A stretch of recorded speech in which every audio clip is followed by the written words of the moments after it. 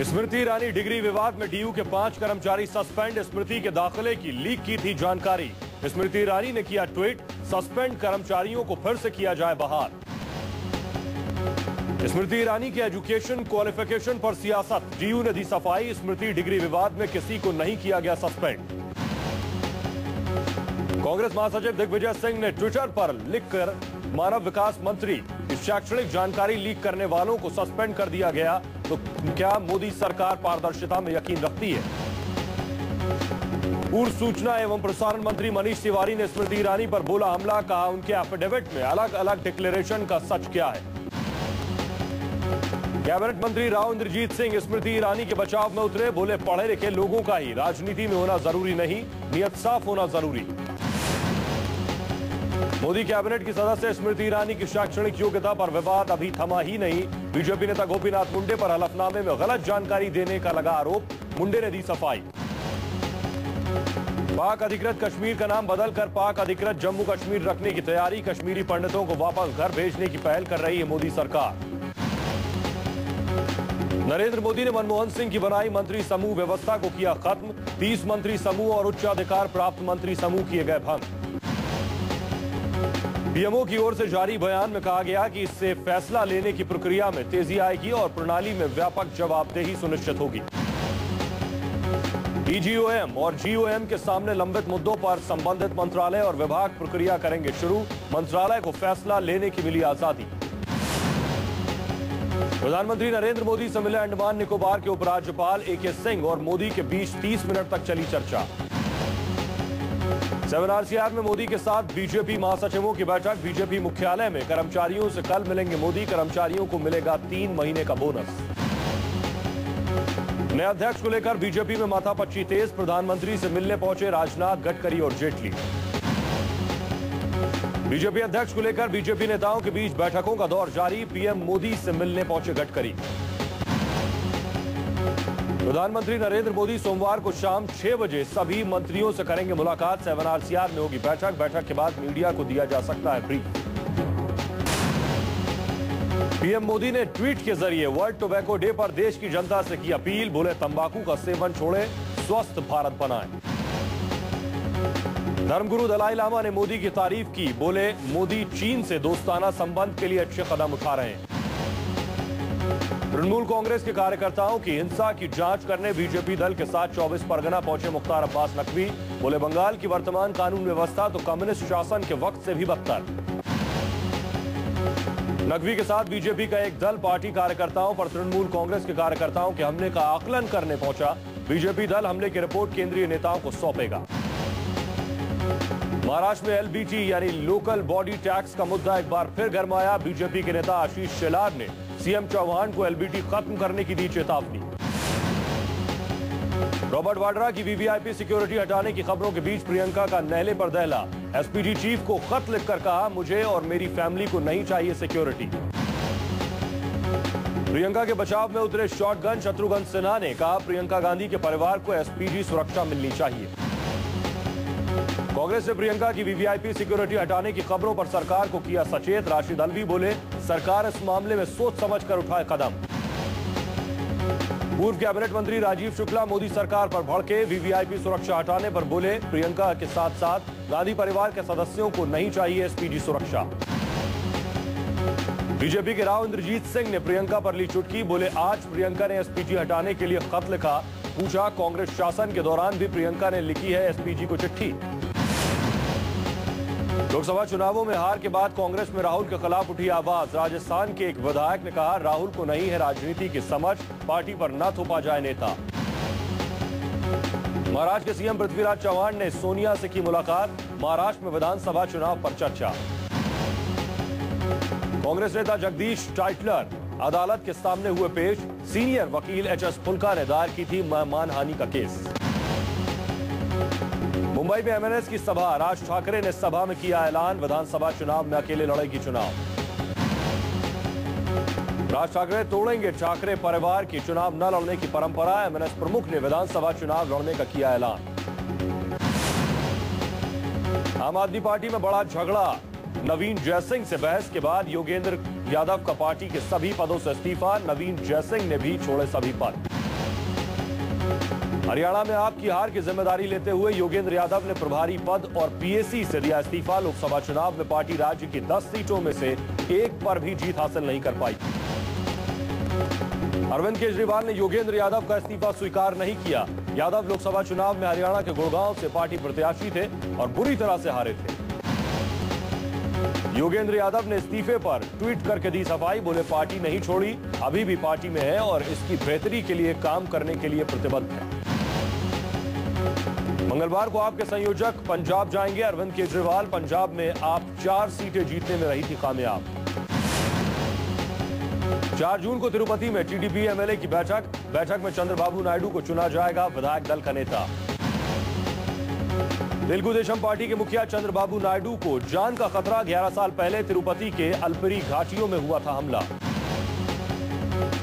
हमलावर जमानत पर रिहा होने के बाद विदेश भागा, लेकिन चंद्रबाबू तिरुपति में बैठक से पहले राज्यपाल को आरोपी को पकड़ने के लिए लिखी चिट्ठी। मुजफ्फरनगर की एक स्थानीय अदालत ने संजीव माहेश्वरी और 6 लोगों को साक्ष्य के अभाव की वजह से बरी किया। बीजेपी एमएलए कृष्णानंद की हत्या का था आरोप। समाजवादी पार्टी के पूर्व मंत्री विशंबर निषाद को राज्यसभा में भेजने की तैयारी। यूपी राज्यसभा के उपचुनाव के लिए निषाद को एसपी ने घोषित किया उम्मीदवार। बदायूं में 2 दलित लड़कियों से गैंगरेप मामले में सभी 5 आरोपी गिरफ्तार। पुलिस ने मामले के 5वें आरोपी उर्वेश यादव को दबोचा। बदायूं में 2 नाबालिग बच्चियों से गैंगरेप के बाद हत्या के मामले में गांव में तनाव। पीड़ित के परिजनों ने अखिलेश सरकार का मुआवजा लेने से किया इनकार। बदायूं गैंगरेप मामले की सीबीआई जांच के लिए तैयार हुई अखिलेश सरकार। मामले की जांच के लिए जल्द ही केंद्र सरकार को लिखेगी चिट्ठी। राहुल गांधी ने बदायूं में रेप पीड़ित परिवार से की मुलाकात। बोले, मुआवजा नहीं, परिवार को चाहिए इंसाफ। मुआवजे से नहीं मिलेगी खोई हुई इज्जत। बीएसपी सुप्रीमो मायावती कल करेंगी बदायूं का दौरा। गैंगरेप की घटना से नाराज बीएसपी सुप्रीमो गैंगरेप पीड़ित के परिजनों से करेंगी मुलाकात। यूपी में बढ़ रही गैंगरेप की घटना को लेकर बीजेपी महिला मोर्चा का प्रदर्शन। दोषियों को फांसी देने की मांग के साथ सीएम का फूका पुतला। बदायूं गैंगरेप केस में एडवोकेट प्रिंस लेनन ने हाईकोर्ट में पीआईएल दाखिल की। 3 जून को होगी मामले की अगली सुनवाई। पीलीभीत से सांसद मेनका गांधी ने बदायूं गैंगरेप की घटना को बताया विभत्स। कहा, बाहर हो मामले की सुनवाई। दोषी पुलिसकर्मियों को की खत्म नौकरी। बदायूं रेप मामले में केंद्रीय मंत्री उमा भारती ने मुलायम सिंह से की अपील। कहा, फास्ट ट्रैक कोर्ट में हो मामले की सुनवाई। दोषियों को कठोर सजा देने की मांग। उत्तर प्रदेश में बलात्कार की घटनाओं पर सोशल एक्टिविस्ट आभा सिंह ने की टिप्पणी। आरोपियों को बचाने के लिए मंत्रियों और पुलिस के बीच साठगांठ होने की कही बात। हाथरस के बाजतपुर में दरिंदे ने 11 साल की मानसिक अविकसित मासूम को बनाया हवस का शिकार। पुलिस ने आरोपी को हिरासत में लिया। हाथरस रेप केस में मासूम की मेडिकल रिपोर्ट का इंतजार। पुलिस के मुताबिक आरोपी ने बच्ची को बहला फुसला कर बनाया हवस का शिकार। यूपी के सीतापुर में दबंगों ने छात्र का गैंगरेप कर बनाया अश्लील एमएमएस। आरोपियों ने प्रेमी को बंधक बनाकर उसके सामने गैंगरेप कर बनाया एमएमएस। यूपी के मैनपुरी में एक ही परिवार की 3 सगी बहनों के लापता होने से परिवार में मचा हड़कंप। थाने में सुनवाई न होने से परिवार ने कोतवाली में की शिकायत। पीड़ित परिवार ने 17 साल की ऋचा, 15 साल की पूजा और 13 साल की शिवा के अपहरण की आशंका जताई। पुलिस तीनों लड़कियों की तलाश में जुटी। दिल्ली में शंकर मार्केट के पास रेल दफ्तर में लगी भीषण आग। मौके पर पहुंची फायर ब्रिगेड की टीम आग पर पाने में जुटी काबू। दिल्ली के कनॉट प्लेस इलाके में आग लगने से मचा हड़कंप। आग से लाखों के नुकसान की आशंका। शॉर्ट सर्किट की वजह से आग लगने का अंदेशा। बस्ती के भरवलिया गांव में छेड़खानी से नाकाम होने पर 7 दबंगों ने मिलकर छात्रा को जिंदा जलाया। छात्रा गंभीर हालत में अस्पताल में भर्ती। पीड़िता की मां ने पुलिस पर मामला दबाने का लगाया आरोप। इलाहाबाद में छात्रों ने सीएम अखिलेश यादव के खिलाफ किया प्रदर्शन। अखिलेश मुर्दाबाद के लगाए नारे। छात्रों की भीड़ ने सीएम का फूका पुतला। पटना में एक परिवार को बिजली के बिल से लगा झटका। 2 कमरों के फ्लैट में रहने वाली रेखा भारती को बिजली विभाग ने 1 महीने का बिजली का बिल 1 करोड़ 24 लाख रुपए दिया। उत्तर प्रदेश सरकार ने यूपी के मुख्य सचिव जावेद उस्मानी को हटाया। आलोक रंजन को दिया नए मुख्य सचिव का जिम्मा। उत्तर प्रदेश में पावर कट पर शुरू हुई पॉलिटिक्स। बिजली संकट को लेकर केंद्र और राज्य सरकार आमने सामने। आरोप प्रत्यारोप का दौर जारी। केंद्रीय ऊर्जा मंत्री पीयूष गोयल ने अखिलेश सरकार पर साधा निशाना, बोले लोकसभा चुनाव में हार का बदला जनता से ले रही है यूपी सरकार।